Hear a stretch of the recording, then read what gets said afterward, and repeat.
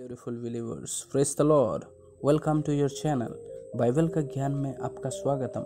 मैं 7 साल से बाइबल में रिसर्च कर रहा हूँ और 7 साल का ज्ञान आप सभी को इस चैनल के माध्यम से बांटना चाहता हूँ। यूट्यूब पे ये मेरा पहला वीडियो है, सो कृपया इस चैनल को सब्सक्राइब कर दीजिए और बेल आइकन दबा दीजिए ताकि बाइबल का आधारित हर वीडियो आप तक पहुँच सके और ईश्वर का जीवित वचन में आप आत्मिक रूप से बढ़ सके। सो टाइम वेस्ट ना करते हुए लेट्स स्टार्ट। मरने के बाद क्या होता है? मरने के बाद जीवन का अस्तित्व एक विश्वव्यापी क्वेश्चन है। अय्यूब ने हम सबों से ये कहते हुए बात की है कि मनुष्य जो स्त्री से उत्पन्न होता है वो थोड़े दिनों का और दुख से भरा रहता है। वो फूल के समान खिलता फिर तोड़ा जाता है। वो छाया की रीति पर ढल जाता और कहीं ठहरता नहीं। यदि मनुष्य मर जाए तो क्या वो फिर जीवित होगा? अय्यूब की तरह ही हम सबों को इस प्रश्नों के द्वारा चुनौती मिला है। वास्तव में मृत्यु के बाद हमारे साथ क्या होता है? क्या सामान्य तौर पर हमारा अस्तित्व ही खत्म हो जाता है?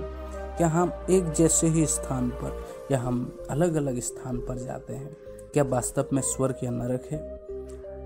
बाइबल हमें बताती है कि मृत्यु के बाद केवल जीवन ही नहीं परंतु अनंत जीवन है कि जिसे किसी आंख ने नहीं देखा और किसी कान ने नहीं सुना और जो बातें मनुष्य की चित्त में नहीं चढ़ी वही है जो परमेश्वर ने अपने प्रेम रखने वालों के लिए तैयार की है। यीशु मसीह शरीर में परमेश्वर था, पृथ्वी पर हमें इस अनंत जीवन के वरदान को देने के लिए आया, परंतु वो हमारे ही अपराधों के कारण घायल किया गया। वो हमारे अधर्म के कर्मों के कारण कुचला गया।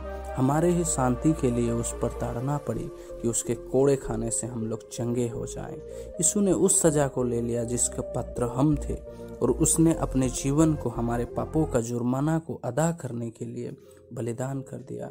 3 दिन के बाद उसने कब्र में से उठते हुए अपने आप को मृत्यु के ऊपर जीवंत होना प्रमाणित किया।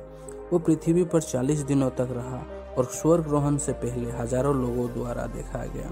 रोमिया 4:25 कहती है कि वो हमारे अपराधों के लिए पकड़वाया गया और हमें धर्मी ठहराने के लिए जिलाया भी गया। मसीह का पुनरुत्थान एक पूरी तरह से दस्तावेज घटना है।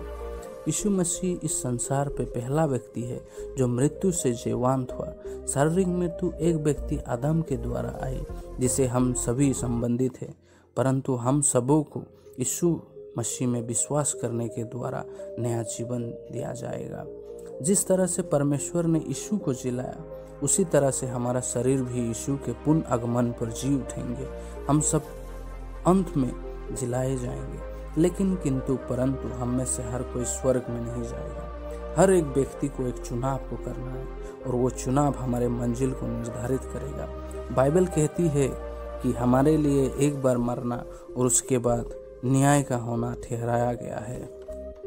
वो जिन्हें यीशु मसीह में विश्वास करने के द्वारा धार्मिक बनाया गया है अनंत जीवन में प्रवेश करेगा, परंतु जो मसीह को उद्धारकर्ता के रूप में अस्वीकार कर देते हैं वो नरक में अनंत दंड भोगने के लिए भेज दिए जाएंगे। नरक क्या है? नरक वो स्थान है जहाँ पर अधर्मी परमेश्वर के अनंतकालीन क्रोध का अनुभव करेंगे। नरक का विवरण एक अथाह गड्ढे के रूप में किया गया है और आग की ऐसी झील जो गंधक से जल रही है, जहाँ पर रहने वाले को रात और दिन हमेशा हमेशा के लिए पीड़ित किया जाएगा। प्रकाशित वाक्य 20:10। नरक में तीव्र शोक तथा क्रोध का संकेत करते हुए रोना और दांतों का पिसना होगा। पृथ्वी पर हमारा जीवन आगे आने वाली बातों की तैयारी के लिए एक जांच है। विश्वासी के लिए मृत्यु के बाद जीवन स्वर्ग में परमेश्वर के साथ अनंत जीवन है। अधर्मी अविश्वासी के लिए मृत्यु के बाद जीवन अनंत काल के लिए आग की झील है।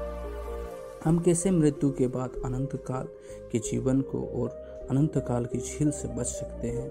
इसके लिए केवल एक ही मार्ग है, यीशु मसीह में विश्वास और भरोसा करना। यीशु ने कहा, पुनरुत्थान और जीवन में ही हूँ। जो कोई मुझ पर विश्वास करता है वो अगर मर भी जाए तो भी जिएगा। मैं तुमसे कहता हूँ अभी परमेश्वर का अनुग्रह का समय है, अभी वो उद्धार का दिन है।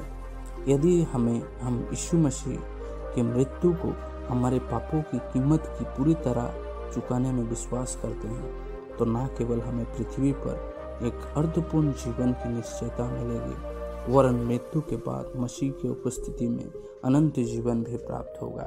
आमीन।